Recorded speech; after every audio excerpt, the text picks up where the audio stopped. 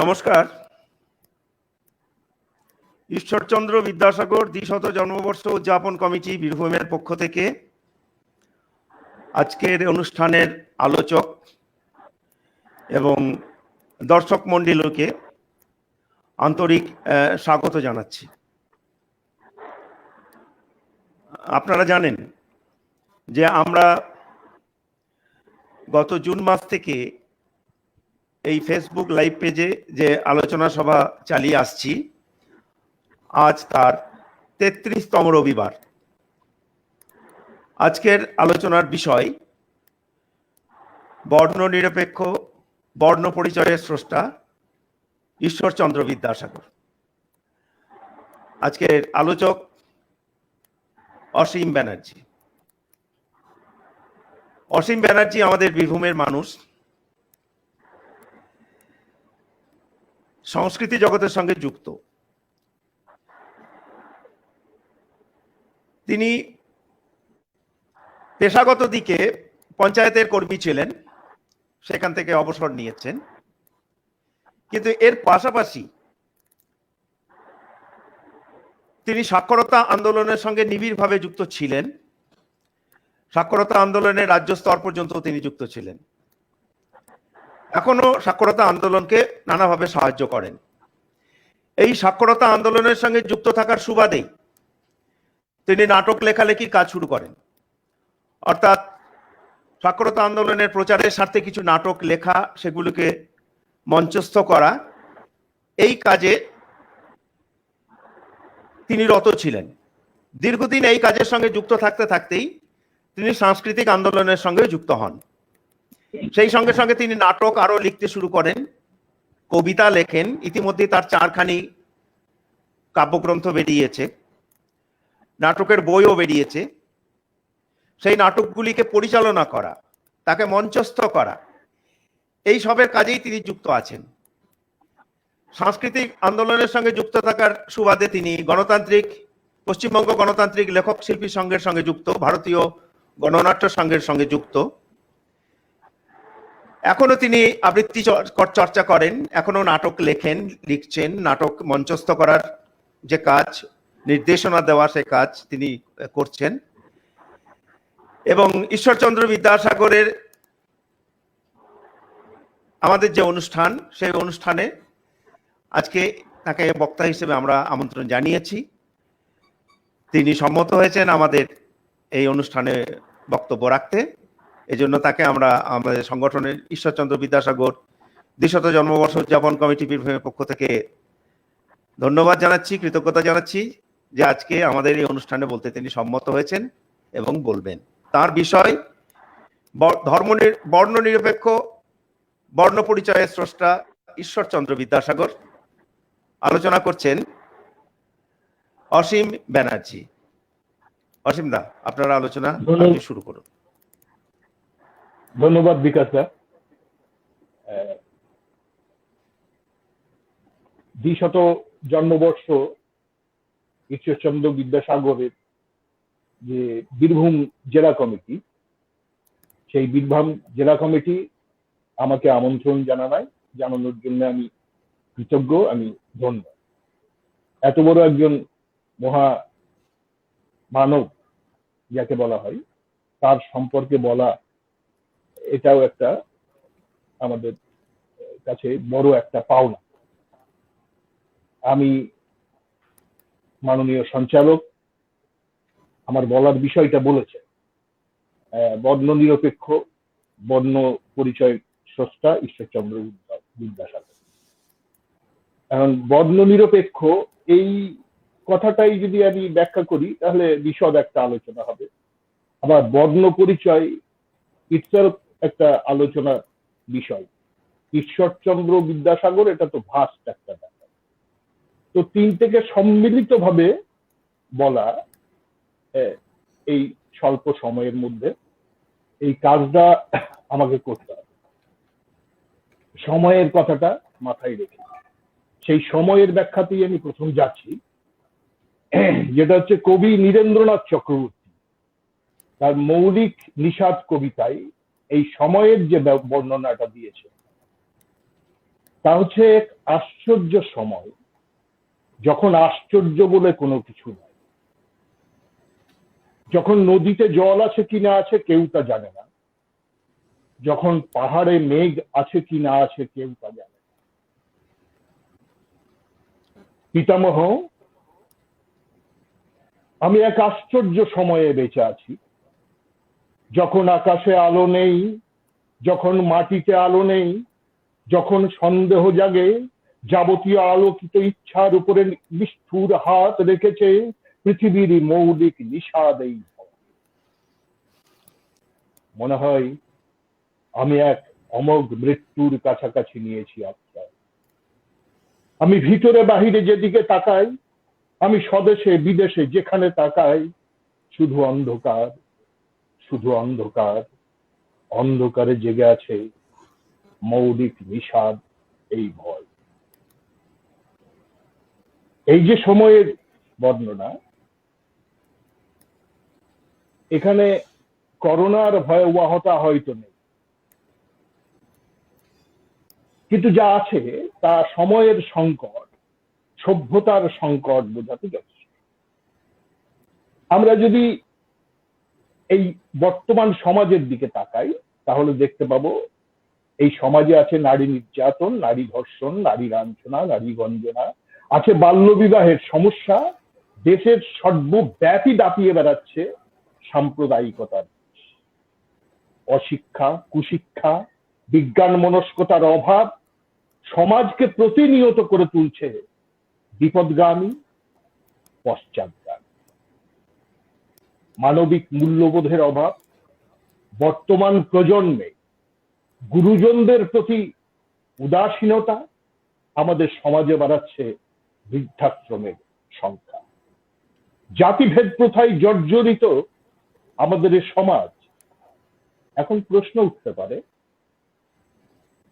এই সময়ের মাঝে দাঁড়িয়ে, এই সংকট ঘন সময়ের মাঝে দাঁড়িয়ে বিদ্যাসাগরের জীবনচরিত বা বিদ্যাসাগরের উপর যে আলোচনা, সেই আলোচনা কতখানি প্রাসঙ্গিক? তিনি বিধবা বিবাহ প্রচলন করেছিলেন বলেই কি, কিংবা তিনি বর্ণ পরিচয় লিখেছিলেন বলেই কি? আসলে বহুমাত্রিক বিদ্যাসাগর এমন এক বর্ণময় চরিত্র, যে চরিত্রের আদর্শ বিভিন্ন কর্মাবলী তার জন্মের 200 বছর পরেও প্রাসঙ্গিক, অনুকরণীয় এবং অনুসরণ। বিদ্যাসাগর যদি একটা কাজ করতেন, তিনি যদি বর্ণ পরিচয়ের প্রথম ভাগ এবং দ্বিতীয় ভাগ, এই দুটি ভাগ যদি তিনি লিখতেন, লিখে যেতেন, তাহলেই হয়তো তিনি চিরস্মরণীয় হয়ে থাকতেন। হয়তো প্রয়োজন হতো না কথামালা, বোধোদয়, আখ্যান মঞ্জরি, জীবনচরি, সীতার বনবাস, শকুন্তলা, বাংলার ইতিহাসের 2টি খণ্ড, উপক্রমণিকা, ব্যাকরণ কৌমুদীর 4টি খণ্ড, ঋজুপাঠ, এসব রচনা করা। হয়তো প্রয়োজন হতো না 1857 খ্রিস্টাব্দের নভেম্বর থেকে 1858 মে পর্যন্ত মাত্র 7 মাসে 35টি বালিকা বিদ্যালয় সারা পশ্চিম বাংলার বিভিন্ন জেলায় স্থাপন করার, শুধুমাত্র নারী শিক্ষা এবং নারী প্রগতির উদ্দেশ্যে। হয়তো প্রয়োজন হতো না 1872 খ্রিস্টাব্দে কলকাতায় প্রথম বেসরকারি কলেজ, কলকাতা মেট্রোপলিটন ইনস্টিটিউশন তৈরি করার, যার ছাত্র ছিলেন স্বয়ং স্বামী বিবেকানন্দ। হয়তো প্রয়োজন হতো না রয়্যাল এশিয়াটিক সোসাইটির উদ্যোগে বিদ্যাসাগরের সম্পাদনায় মাধবাচার্যের সর্বদর্শন সংগ্রহ রঘুবংশ বা কিরাতোজ্জনিয়াম সম্পাদন করা। তবু এগুলো তিনি করেছিলেন। শুধু যদি এগুলো করতেন তাহলে তিনি একটা জায়গায় ইতিহাসে স্থান পেতেন যে তিনি হচ্ছেন শিক্ষাবিদ, সাহিত্যকর্মী, সাহিত্যিক। কিন্তু আমার স্থির বিশ্বাস বাংলার নবজাগরণের অন্যতম প্রতিকৃত হিসাবে তিনি ইতিহাসে তার জায়গা করে দিতে পারতেন, কিংবা তার জীবনচরিত বা জীবন আদর্শ আমাদের এই দেশটাকে দেখাতে পারত না কোনো নূতন দিশা। আসলে বিদ্যাসাগর মানেই যে মাতৃভক্তি নয়, বিদ্যাসাগর মানেই যে বিধবা বিবাহের প্রচলন নয়, এই কথাটা বুঝতে আমাদের অনেক সময় লেগে যায়। তাহলে বিদ্যাসাগর মানে কি?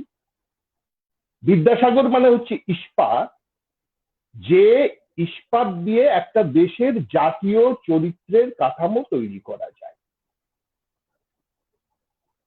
বলেছেন নৃপেন্দ্র কৃষ্ণ, কথাটা পর্যালোচনা করার বিষয় আছে। আচ্ছা, আমাদের এই দেশটাকে কোন রোগটা ক্ষয়িষ্ণু করে তুলছে? এখানে অনেক সমস্যা আছে। এখানে বেকার সমস্যা পাহাড় প্রমাণ, এখানে পানীয় জলের সমস্যা আছে,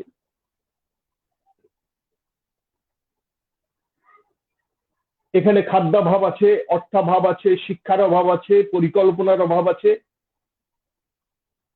এখানে স্বাস্থ্যের অভাব আছে। তবুও এত সত্ত্বেও কোন বিষয়টা আমাদের দেশকে প্রতিনিয়ত ক্ষয়িষ্ণু করে তুলছে? আমাদের দেশ এই ভারতবর্ষের সংবিধানের যে মৌলিকত্ব, সাম্য, মৈত্রী, ঐক্য, তাকে বিঘ্নিত করছে। ভারতবর্ষের সার্বভৌমত্বকে বিনষ্ট করছে। ভারতবর্ষের যে অখণ্ডতা, তাকে খণ্ডিত করার চেষ্টা করছে। সেই রোগটা হচ্ছে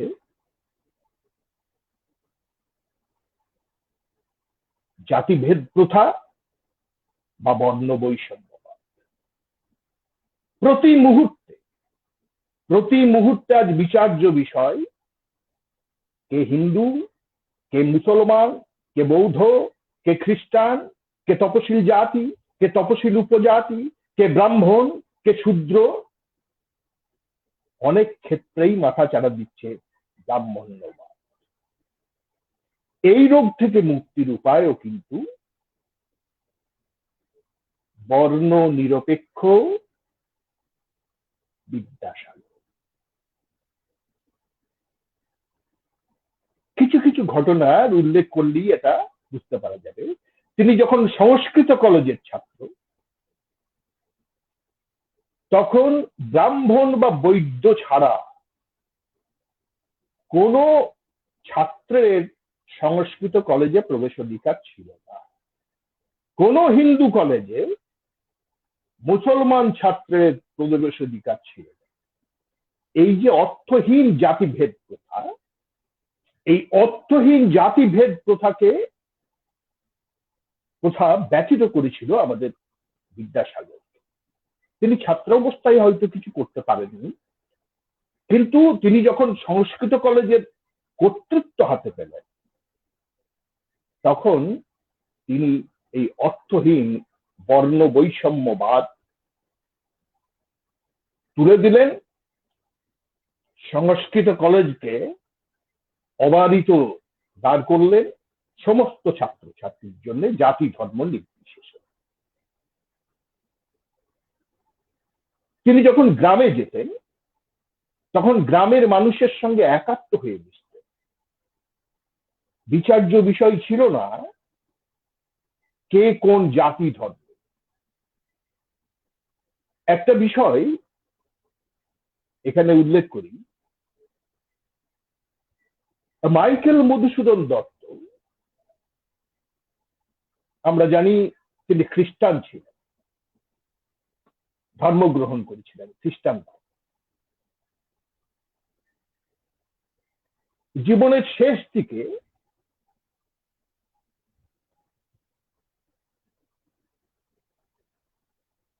তার এতই অর্থাভাব হলো যে তার চিকিৎসা করানোর তার পক্ষে সম্ভব হলো না। সকলের কাছে হাত, কিন্তু তার যে উচ্ছৃঙ্খল জীবনযাত্রা, এই উচ্ছৃঙ্খল জীবনযাত্রার জন্য কেউ তাকে সাহায্য করতে রাজি হলো না। অবশেষে তিনি হাত পাতলেন বিদ্যাসাগরের কাছে, অর্থ সাহায্য চাইলেন। বিদ্যাসাগর তাকে অর্থ সাহায্য করলেন সকলে বারণ করার সত্ত্বেও। এখন যদি বিদ্যাসাগর মনে করতেন যে মাইকেল মধুসূদন দত্ত খ্রিস্টান ধর্মীয় একজন মানুষ, তাহলে কিন্তু তিনি তাকে অর্থ সাহায্য করতেন না। তবু করলেন কেন? না, তার মধ্যে বর্ণ বৈষম্যবাদ নেই, তিনি বর্ণ নিরপেক্ষ একজন মানুষ।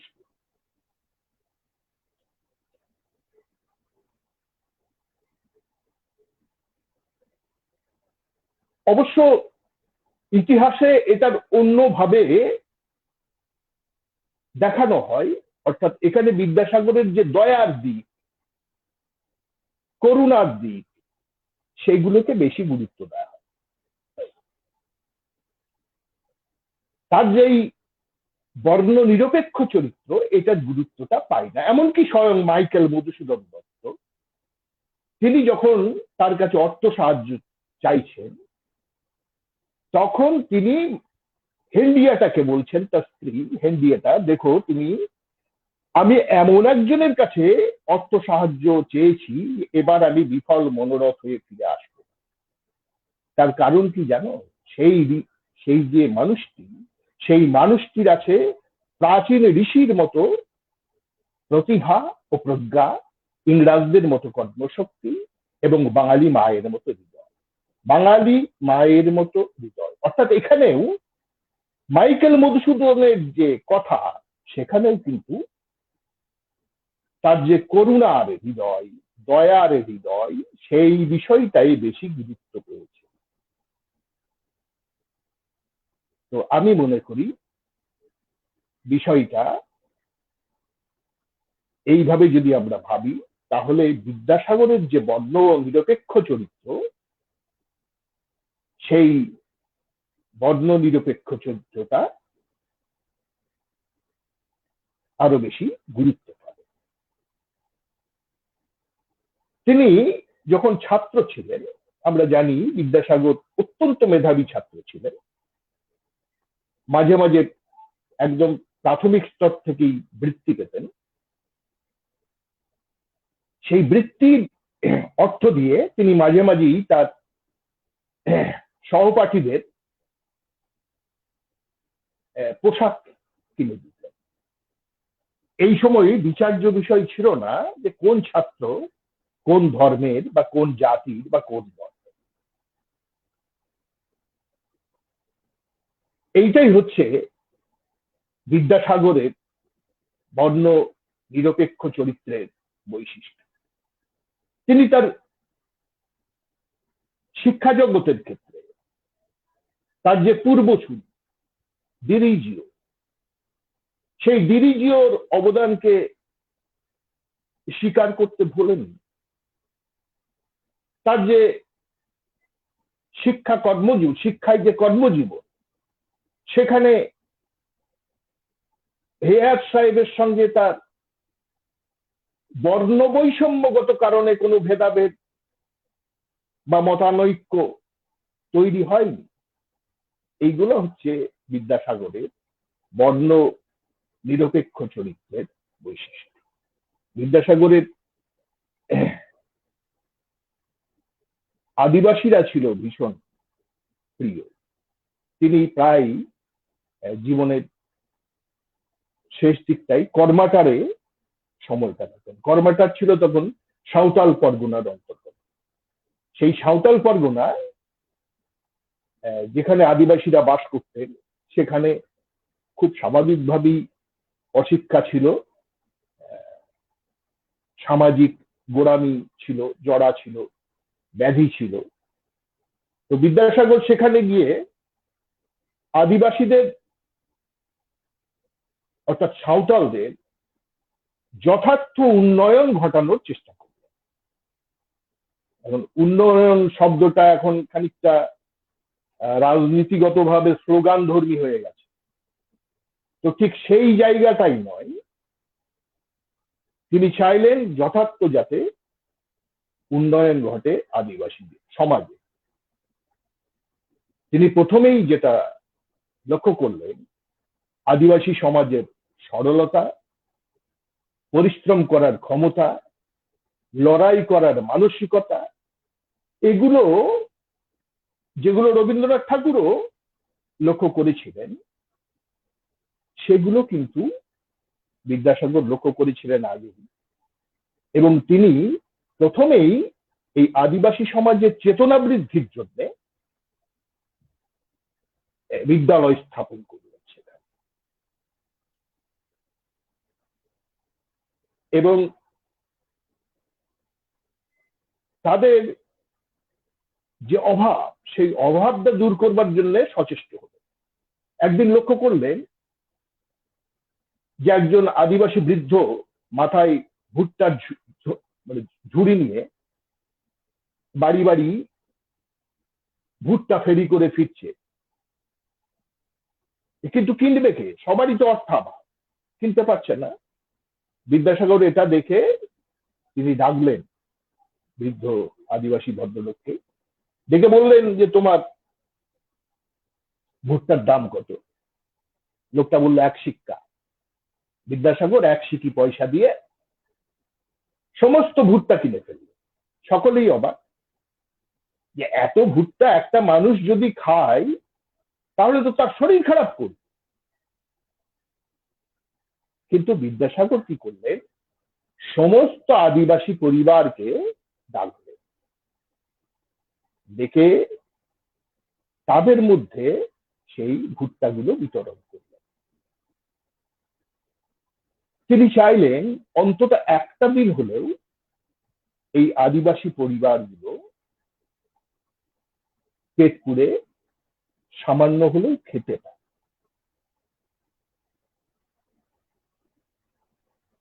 বিদ্যাসাগর হোমিওপ্যাথিক চিকিৎসক ছিলেন, মানে হোমিওপ্যাথিক চিকিৎসার উপরে তার ভরসা ছিল, তিনি নিজে হোমিওপ্যাথি চিকিৎসা করতেন।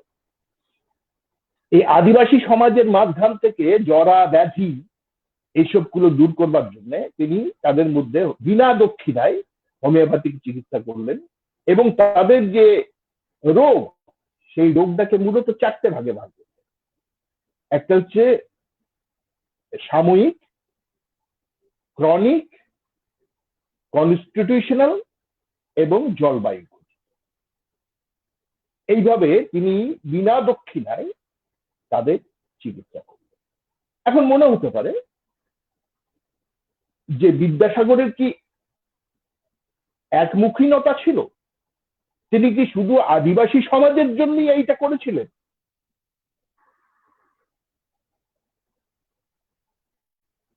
এই বিষয়টা তার 1869 খ্রিস্টাব্দে যখন সারা পশ্চিম বাংলায় কলেরা মহামারীর আকার ধারণ করলো, ম্যালেরিয়া মহামারীর আকার ধারণ করলো, তখন তিনি তৎকালীন সরকারকে চিঠি লিখলেন যে এই মহামারীকে আটকানোর জন্য যত উপযুক্ত ব্যবস্থা গ্রহণ করা। শুধু এইখানেই তিনি ক্ষান্ত থাকবেন, তিনি নিজে একটা দাতব্য চিকিৎসালয় তিনি গঠন করলেন এবং সেখানে মানুষের চিকিৎসা তিনি করলেন। এইটা হচ্ছে তার মানবতাবাদী ধর্ম বা সেবা ধর্ম, আত্মের সেবা করা। তিনি সেই সময়ে বর্ধমানের একটি ঘটনা, এক মুসলমান শিশু, সে ম্যালেরিয়া রোগগ্রস্ত, তাকে তার সেবা করবার জন্য তিনি তাকে কোলে তুলে। আসলে বিদ্যাসাগর মূলত ছিলেন মানবতাবাদ। মানুষের সেবা তার কাছে ছিল বড় ধর্ম। তাই কোনো ধর্মের বা বর্ণের ভেদাভেদ, বর্ণের পরিচয়, বর্ণ পরিচয়ের জনক বিদ্যাসাগরকে মানব সেবা ধর্ম থেকে বিরত থাকতে পারে। তিনি হয়তো ঈশ্বরে বিশ্বাস করতেন না, তিনি পিতামাতাকে যেমন ভক্তি করতেন তেমনি ভক্তি করতেন মানুষ। তবে একটা প্রশ্ন আমার মাথায় যায়, যে আদিবাসী সমাজের সঙ্গে বিদ্যাসাগরের এত আত্মিক সম্পর্ক ছিল, সেই আদিবাসী সমাজের একটি উল্লেখযোগ্য ঘটনা হচ্ছে হুল বিদ্রোহ, যেটা ইতিহাসে সাঁওতাল বিদ্রোহ নামে পরিচিত ছিল।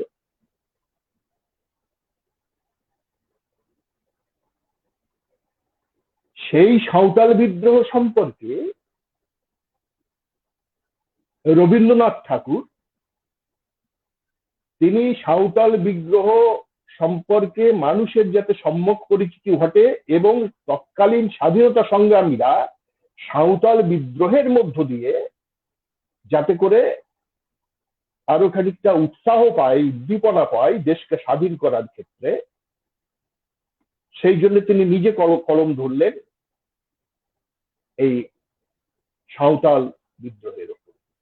তিনি মানুষকে জানাতে চাইলেন, বুদ্ধিজীবী মহলে আনতে চাইলেন। সকলেই তো অজ্ঞাত ছিল। 1893 সালে, 1898 সালে দুবার তিনি কলম ধরলেন। এই শুধুমাত্র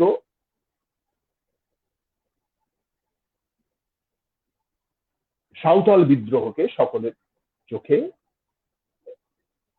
তুলে ধরবার জন্য। এমনকি কার্ল মার্কস যখন ভারতবর্ষের ইতিহাস লিখছেন সুদূর ইংল্যান্ড থেকে 1858 খ্রিস্টাব্দে, তখন তিনি কিন্তু এই সাঁওতাল বিদ্রোহের কথা তার ইতিহাসে তিনি লিখলেন outbreak of the Santal, a half-surface tribe in the Rajmahal hills of Bengal, put down after 7 months guerrilla warfare in February 1856. যেখানে কার্ল মার্কস লিখছে, যেখানে রবীন্দ্রনাথ লিখছেন, সেখানে এত আত্মিক সম্পর্ক থাকার পরও বিদ্যাসাগর এই হুল বিদ্রোহ সম্পর্কে কিছু বলছেন না বা লিখছেন না কেন? এটা কিন্তু আমার মাথায় একটা প্রশ্ন হিসেবে থেকে যায়। অবশ্য উত্তরও খোঁজার চেষ্টা করেছি। বিদ্যাসাগর যে বাংলার ইতিহাসের দুটো খণ্ড লিখলেন, তাতে যে দ্বিতীয় খণ্ড, সেই দ্বিতীয় খণ্ডে যে ঘটনাগুলো স্থান পেল 1735 খ্রিস্টাব্দ থেকে 1735 খ্রিস্টাব্দের এপ্রিল থেকে 1835 মার্চ পর্যন্ত। আর হুল বিদ্রোহ ঘটছে 1855। তাহলে আমার স্থির বিশ্বাস, বিদ্যাসাগর যদি বাংলার ইতিহাসের তৃতীয় ভাগ লিখতেন, তাহলে হুল বিদ্রোহ তার কলমে ঠাঁই পেত। এইভাবে আমি নিজেকে সন্তুষ্ট করার চেষ্টা করেছি। যাই হোক, ইস্পাত তো ইস্পাত, এর তো কোনো বিকল্প নেই। তাই তিনি যে বর্ণ নিরপেক্ষ চরিত্রের মানুষ, সেটা বারবার প্রমাণ করেছেন। ব্রাহ্মণ সন্তান হয়েও তিনি ব্রাহ্মণ্যত্ববাদের কাছে মাথা নোয়াননি। বর্ণ বৈষম্যবাদের শিকার হয়ে তিনি ইংরাজি শিক্ষার বিরোধিতা করেননি।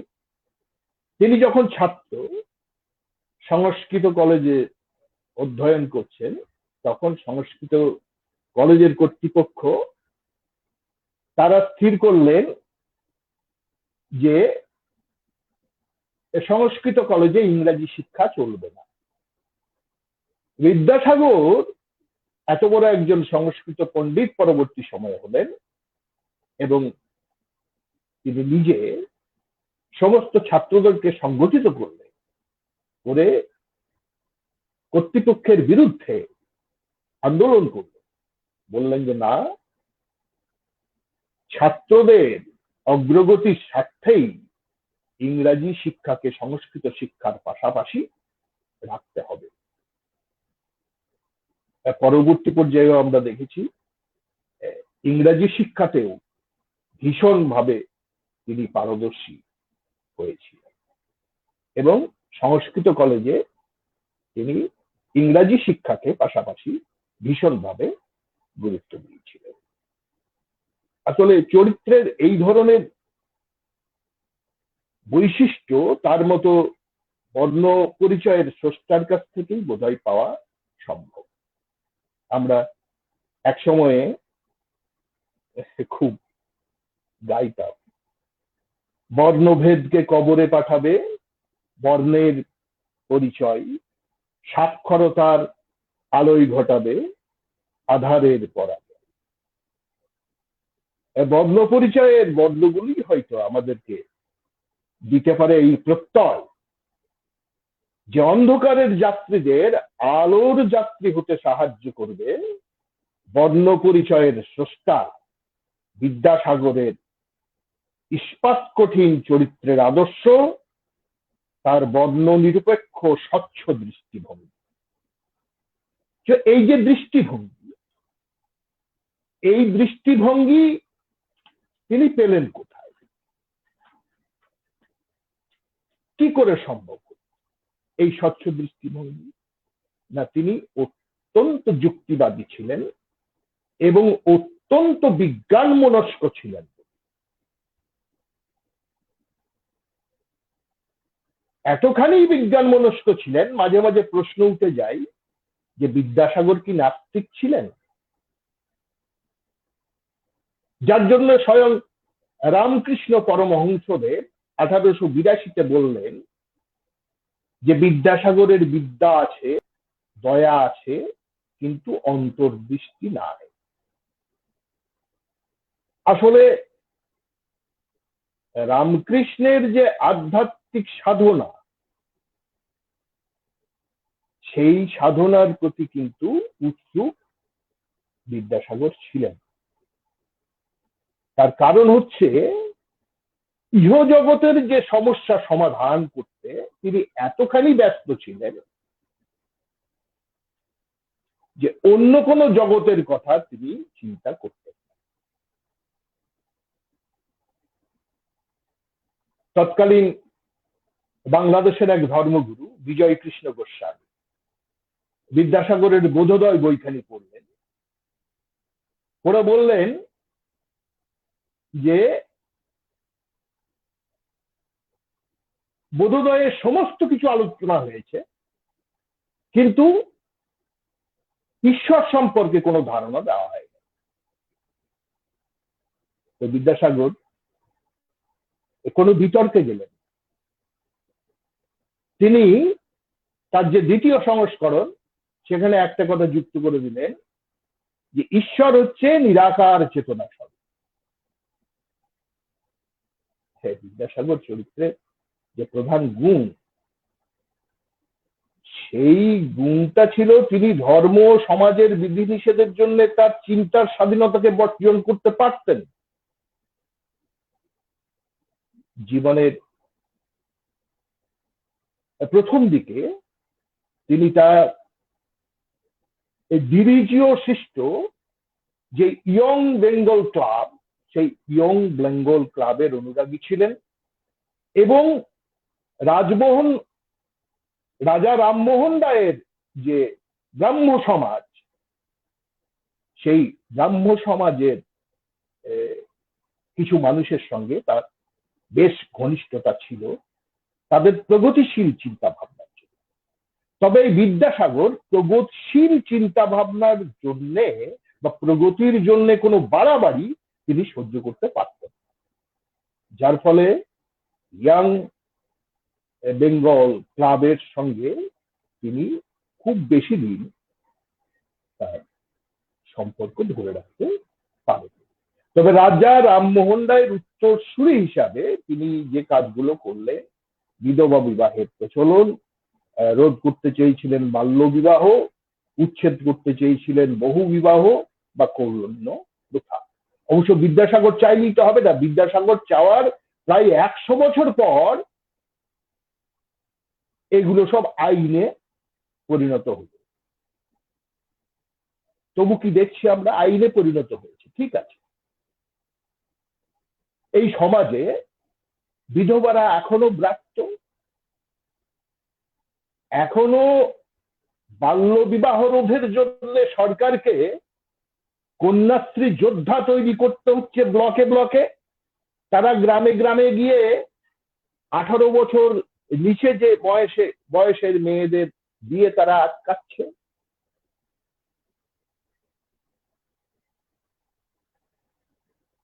বহু বিবাহ বন্ধ হয়েছে ঠিক কথাই, কিন্তু বিবাহিত মহিলারা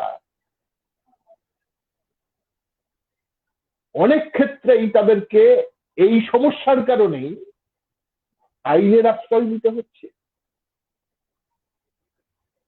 অর্থাৎ বিদ্যাসাগরের উপর আলোচনা তার বর্ণ নিরপেক্ষতা সহ তার জীবনের বিভিন্ন চরিত্রের বিভিন্ন বৈশিষ্ট্য নিয়ে আলোচনা, তার জন্মের 200 বছর পরেও যে প্রাসঙ্গিক, এটা বলাই বাহুল্য। হিন্দু ধর্মের অনেক অনাচারের বিরুদ্ধে বিদ্যাসাগর যুদ্ধ করেছিলেন, কিন্তু তিনি একটা ফান্ড তৈরি করলেন, বিমা ফান্ড, এলআইসি জাতীয়, যার নাম দিলেন হিন্দু ফ্যামিলি অ্যানিউইটি ফান্ড। এখানে কিন্তু হিন্দু কথাটা চলে এলো। তাহলে হিন্দু কথাটা চলে আসার সঙ্গে সঙ্গে তার যে বর্ণ নিরপেক্ষ চরিত্র, সেই চরিত্র কি মসীলিপ্ত হলো? বোধ হয় না। এই যে ফান্ডটা তিনি তৈরি করলেন বিমা, এইটা মূলত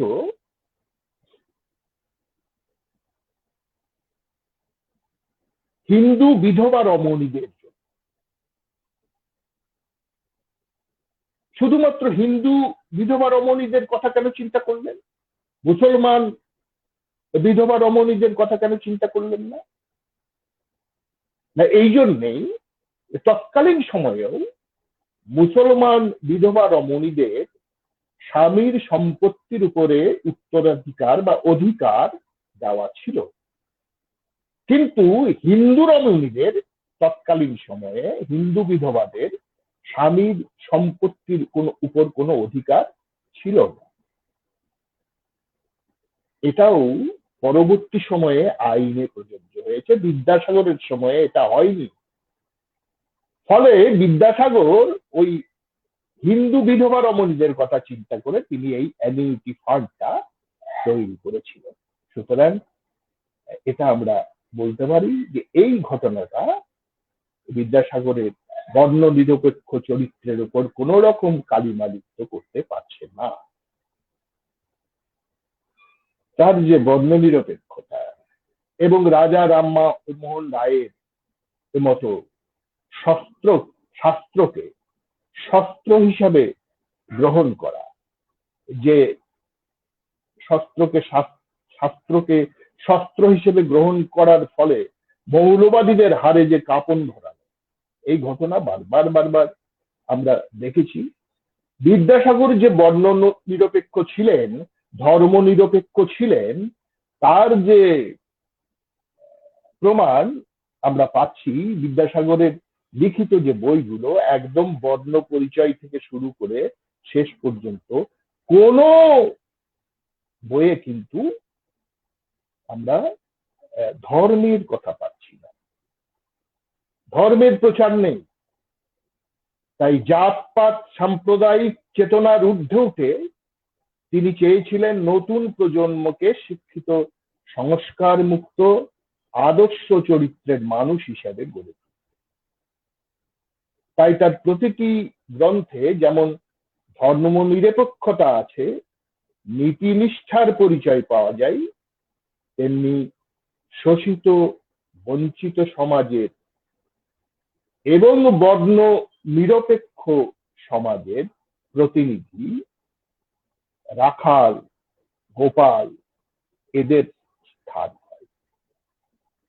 বর্ণ পরিচয় সম্পর্কে যদি কিছু বলতে হয় তাহলে এই যে বর্ণ পরিচয় 1855 খ্রিস্টাব্দে তৈরি হলো, এর আগে 1816 খ্রিস্টাব্দে বর্ণ পরিচয়ের লিপি ধারা ছিল।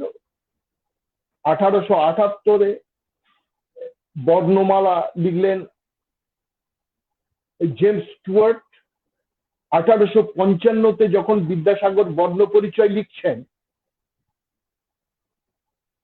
তখনও প্রচলিত আছে বাল্য শিক্ষা রামসুন্দর বসাকে, শিশুবোধক, শিশু শিক্ষা, দুটি খণ্ড মদনমোহন তর্কালঙ্কারে, দ্বারকানাথ পাল, প্রবোধচন্দ্র সেনের বর্ণ পরিচয়, কৃষ্ণধন বিদ্যাপতির সরল বর্ণ পরিচয়, তারিণীনাথ মজুমদারের বর্ণকুসুম, এগুলো আছে। এত সত্ত্বেও বিদ্যাসাগরের যে বর্ণ পরিচয় সেটা ভীষণ বেশি জনপ্রিয় হয়ে উঠল যতক্ষণ না রবীন্দ্রনাথ ঠাকুর 1937 খ্রিস্টাব্দে সহজ পাঠের প্রথম ভাগ এবং দ্বিতীয় ভাগ রচনা করলেন। তার আগে পর্যন্ত এই 82 বছর ধরে বিদ্যাসাগরের বর্ণ পরিচয়ের দুটি খণ্ড একদম বিংশতাব্দী ভাবে রাজত্ব করে। তার কারণটা কি? তার কারণটা হচ্ছে বিদ্যাসাগরের যে বর্ণমালার বিন্যাস, এই বর্ণমালার বিন্যাসটা অন্য কোনো লেখক করতে পারেন। জ্যোতিচিহ্নের ব্যবহার, এটাও অন্য কেউ করতে পারেন। বিদ্যাসাগরের যে এই বর্ণ পরিচয়ের মধ্য দিয়ে গদ্যের জয়যাত্রার বিশেষ মাত্রা যোগ করলেন, এটাও অন্য কারো ক্ষেত্রে দেখা গেল না তেমন ভাবে।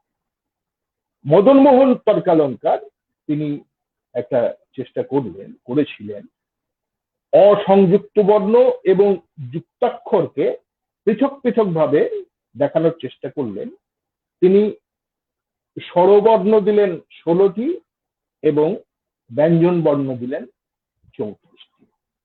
বিদ্যাসাগর এটাকে পরিবর্তন করে বর্ণমালার নতুন বিন্যাস করে তিনি 12টি স্বরবর্ণ এবং 40টি ব্যঞ্জন বর্ণ তিনি তৈরি করলেন, গঠন করলেন। এইভাবে তিনি ভাবলেন, অর্থাৎ 52টি বর্ণমালার তৈরি হলো বর্ণ পরিচয়। সেই বর্ণ পরিচয়কে নিয়ে যদি একটু আলোচনা করি তাহলে দেখতে পাবো যে বর্ণ পরিচয়ের যে 12তম অধ্যায়, যেখানে বলছে কখনো মিথ্যা কথা কহিও না, ঘরে গিয়া উৎপাত করিও না, কাহারও সহিত ঝগড়া করিও না, রোদের সময় দৌড়াদৌড়ি করিও না, কাহাকে গালি দিও না, পরিবার সময় গোল করিও না, সারা দিন খেলা করিও না। তার যে বর্ণ পরিচয়ের দ্বিতীয় পাঠ, সেই দ্বিতীয় পাঠে যে প্রথম ভাগ, দ্বিতীয় ভাগের যে প্রথম পাঠ, সেখানে বলা হচ্ছে সদা সত্য কথা কহিবে, যে সত্য কথা কহে সকলে তাহাকে ভালোবাসে, যে মিথ্যা কথা কহে কেহ তাকে ভালোবাসে না, সকলেই তাহাকে ঘৃণা করে, তুমি কখনো মিথ্যা কথা কহিও না। কদাচ পিতামাতার অবাধ্য হইও না, তাহারা যখন যাহা বলিবে তাহা করিবে, কদাচ তাহার অন্যথা করিও না। অবোধ বালকেরা সারাদিন খেলিয়া বেড়ায়, পরের দ্রব্যে হাত দিও না বলিয়া পরের দ্রব্য লইলে চুরি করা হয়। চুরি করা বড় দোষ। যে চুরি করে চোর বলিয়া তাহাকে সকলে ঘৃণা করে, চোরকে কেহ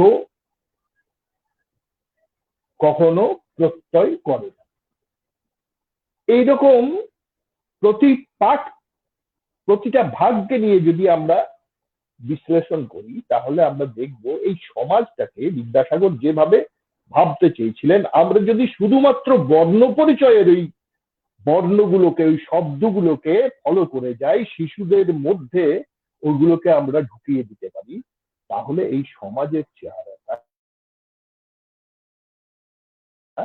আমাদের অন্য রকম হতে পারে। বর্ণ নিরপেক্ষ চরিত্র আমরা সবাই পেতে পারি, ধর্ম নিরপেক্ষ চরিত্র আমরা সবাই পেতে পারি। অথচ দেখুন, আজকে সাম্প্রদায়িক উল্লাসে উন্মত্ত দেশ, সেই দেশের কাছে এই বর্ণ নিরপেক্ষ বিদ্যাসাগরিত সম্প্রীতির বাতাবরণ তৈরি করতে পারে। আমাদের আশা, বিদ্যাসাগরের জন্ম ২০০ পরও বর্ণ নিরপেক্ষ বিজ্ঞান মনস্ক বিদ্যাসাগরের নীতি কথা, জীবনচরী, জীবন আদর্শ, উন্নত উদার মানবিক সমাজ ভাবনা আমাদেরকে সঠিকভাবে চালিত করবে এবং ভারতবর্ষকে উদ্বুদ্ধ করবে জাতীয় ঐক্য, সংহতি ও সাম্প্রদায়িক ঐক্যের প্রেরণা। বিদ্যাসাগরের বিজ্ঞান মনস্কতা নিয়ে আরো কথা কিছু বলা যাবে, তার বর্ণ নিরপেক্ষ চরিত্র, যেটা হচ্ছে বিদ্যাসাগর এই যে নারী শিক্ষা, নারী প্রগতির জন্য তিনি যে কাজগুলো করবেন, এখানে তো একটা লজিক থাকবে। সেই লজিকটা কি না, তখনকার দিনে সমাজে একটা বদ্ধমূল ধারণা মেয়েদের মধ্যে প্রতিষ্ঠা করা হয়েছিল যে মেয়েরা যদি লেখাপড়া শেখে তাহলে তাকে অকাল বৈধব্য যন্ত্রণা ভোগ করতে হবে। বিদ্যাসাগরের বিজ্ঞান মনস্ক মন এই অবৈজ্ঞানিক চিন্তার বিরুদ্ধেই তিনি লড়াই শুরু করলেন এবং নারী শিক্ষা ও নারী প্রগতির কথা চিন্তা বিদ্যালয়গুলি স্থাপন করলেন। এবং তিনি আরো একটা জিনিস ভাবলেন, যেটা হচ্ছে এই লজিকটা, যে জনসংখ্যার অর্ধেক যদি অশিক্ষিত থাকে, যেটা আমরা প্রায় বলে থাকি, তাহলে এই দেশের কোনোদিন উন্নতি হতে পারে না। তিনি এই সমাজটাকে অত্যন্ত কাছ থেকে দেখেছিলেন। এই সমাজ সম্পর্কে তার যে স্বচ্ছ দৃষ্টিভঙ্গি ছিল, সেটাকে আমরা মান্যতা যদি দিই তাহলে সমাজটার আরো উন্নতি হবে বলেই আমার ধারণা। বিদ্যাসাগরের জীবনের সার শিক্ষা হলো, আমাদের ভাগ্যকে আমাদের গড়তে হবে নিজের হাতে, মহৎ আদর্শকে সম্বল করে। তার মতো আত্মশক্তি, যুক্তিযোগী, বিজ্ঞান মনস্ক, মানবতাবাদ ও কর্মনিষ্ঠার জীবন্ত প্রতিমূর্তি, তাকে নিয়েই আমাদের সমাজকে আরো এগিয়ে যেতে হবে। তিনি এই সমাজটাকে অ্যানাটমি করবেন, ব্যবচ্ছেদ করবেন। তার বোধোদয়ের যে শেষ প্রবন্ধ, সেখানে তিনি একটা প্রবন্ধ লিখলেন শিল্প বাণিজ্য সমাজ। কিশোরদের চিত্তে বাণিজ্য সম্পর্কে একটা ধারণা, ইতিবাচক ধারণা তিনি তৈরি করার চেষ্টা করতেন। তেমনি তিনি তুলে ধরতে চাইলেন যে কৃষক, শিল্পী, বণিক, এই তিনটে শ্রেণীর লোক যেমন আমাদের সাহায্য করছে সমাজকে, এরা যেমন অপরিহার্য, তেমনি কিন্তু কর্মকার, কুম্ভকার, তন্তুবায় তারাও আমাদের সমাজে অপরিহার্য অংশ। এটা বোঝা যাচ্ছে যে বিদ্যাসাগরের যে ভাবনা, সেটা কোনো বিশেষ শ্রেণীর জন্য নয়। তিনি সর্বশ্রেণীর, সর্বজাতির, বর্ণ নিরপেক্ষ একটা চরিত্র। বিদ্যাসাগর বাঙালির মুখের ভাষা, সাহিত্য। বিদ্যাসাগর বাঙালির নতুন চেতনার জন্ম। তাই মাইকেল মধুসূদন দত্ত বিদ্যাসাগরকে বলেছিলেন দি ফার্স্ট ম্যান অ্যামং আস। বিদ্যাসাগর সম্পর্কে রবীন্দ্রনাথ ঠাকুর একটি কথা বলেছিলেন, সেটা খুবই প্রণিধানযোগ্য। সেটা হচ্ছে, আমরা আরম্ভ করি কিন্তু শেষ করি না, আড়ম্বর করি কাজ করি না, যাহা অনুষ্ঠান করি তাহা বিশ্বাস করি, যাহা বিশ্বাস করি তাহা পালন করি। ভুরি পরিমাণ বাক্য রচনা করতে পারি, তিল পরিমাণ ত্যাগ করতে পারি। আমরা অহংকার দেখায়া পরিতৃপ্ত থাকি, যোগ্যতা লাভের চেষ্টা করি। আমরা সকল কাজেই পরের প্রত্যাশা করি, অথচ পরের ত্রুটি লইয়া আকাশ বিদীর্ণ করি। বিদ্যাসাগর সম্পূর্ণ এর বিপরীত চরিত্রের মানুষ ছিল। তো বিদ্যাসাগরের যে চরিত্র, আজকের দিনে সাম্প্রদায়িকতার মোকাবিলায় তার মতো সাহস, তার মতো জ্ঞান, তার মতো প্রজ্ঞা এবং তার মতো বর্ণ নিরপেক্ষতা, ধর্ম নিরপেক্ষতা, এটা প্রয়োজন। তাই তার যে চরিত্র, সেই চরিত্রটা কালোত্তীর্ণ। চণ্ডীদাস, বিবেকানন্দ, লালন, নজরুল, রবীন্দ্রনাথ, এরা যেভাবে ভেবেছেন, হয়তো চণ্ডীদাস বিদ্যাসাগরের পূর্ববর্তী সময়ে, কিন্তু বিবেকানন্দ, লালন, নজরুল, রবীন্দ্রনাথ এরা তো বিদ্যাসাগরের পরবর্তী সময়। এরা সময়ের ধারাবে বিদ্যাসাগরের কাজের, বিদ্যাসাগরের চরিত্রে অনুসারী হতে পেরেছিলেন। তাই রবীন্দ্রনাথ ঠাকুর কিন্তু বিদ্যাসাগরকে বলছেন যে অগ্রপথিক বা সারথি।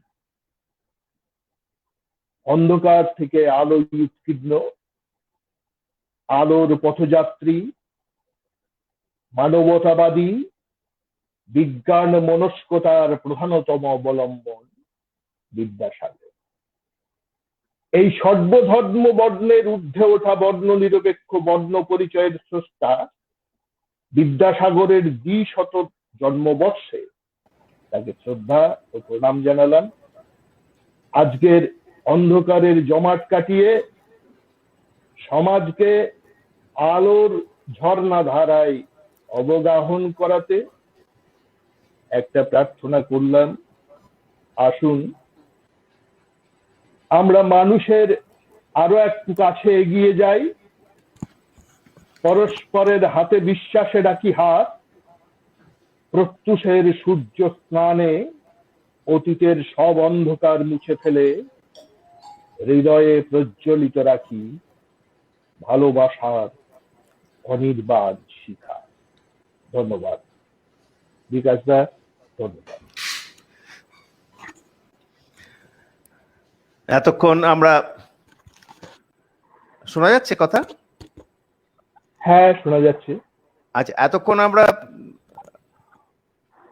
আলোচনা শুনছিলাম বর্ণনিরপেক্ষ বর্ণ পরিচয়ের স্রষ্টা ঈশ্বরচন্দ্র বিদ্যাসাগর বিষয়ে। আলোচনা করছিলেন অসীম ব্যানার্জি। খুব সুন্দরভাবেই তার যে স্টাইল তার বলার, সেই স্টাইলে তিনি খুব সুন্দরভাবে উপস্থাপনা করেছেন, আমাদের ভালো লেগেছে।